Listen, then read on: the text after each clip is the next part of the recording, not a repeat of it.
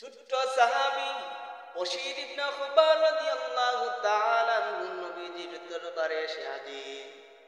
আমার নবীকে ডাক দেয়া কয়, ও নবী আমার, আপনার সঙ্গে আমার আব্বাজান যুদ্ধের ময়দানে গিয়েছিল নবী আমার, কিন্তু আপনি যে যুদ্ধের ময়দান থেকে ফিরে আসলেন, কিন্তু আমার আব্বাজান তো এখনো যুদ্ধের ময়দান থেকে ফিরে আসলেন না। ও নবী বলেন, আমার আব্বাজান কই? সন্ধ্যা হয়ে যাচ্ছে, রাত্রি হলে আমি আমার আব্বাকে জড়িয়ে ঘুমাই। ও নবী বলেন, আমার আব্বাজান কোথায়? আল্লাহর নবী কোনো কথা বলে না।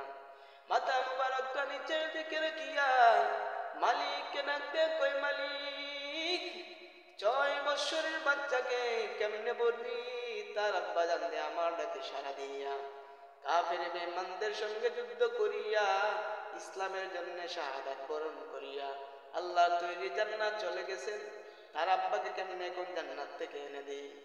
জান্নাত থেকে তো এনে দিতে পারবো না। এই কথা বলে মনে মনে আর বশীর ইবনে খুবার রাদিয়াল্লাহু তাআলা কান্দে আর বলে, ওগো নবীজি, আপনি কথা বলেন না কেন? আমার আব্বাজান কই? সন্ধ্যা হয়ে যাচ্ছে, রাত্রি হলে আমি আমার আব্বাকে জড়িয়ে ঘুমাই। ওগো নবীজি বলেন না, আমার আব্বাজান কই?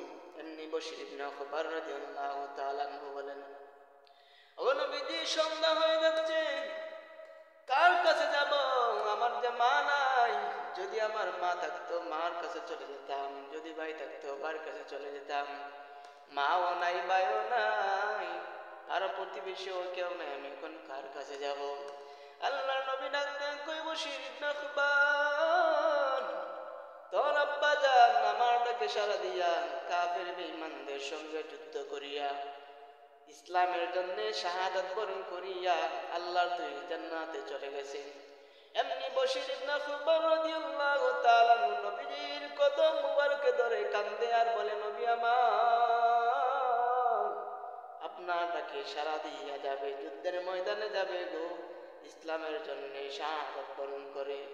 শাহাদাত বরণ করেছি, তাতে অসুবিধা নাই, কিন্তু তিনি একবারও চিন্তা করলেন না, তিনি ছাড়া যে আমার পৃথিবীর মধ্যে আর কেউ না, আমি এখন কার কাছে যাব?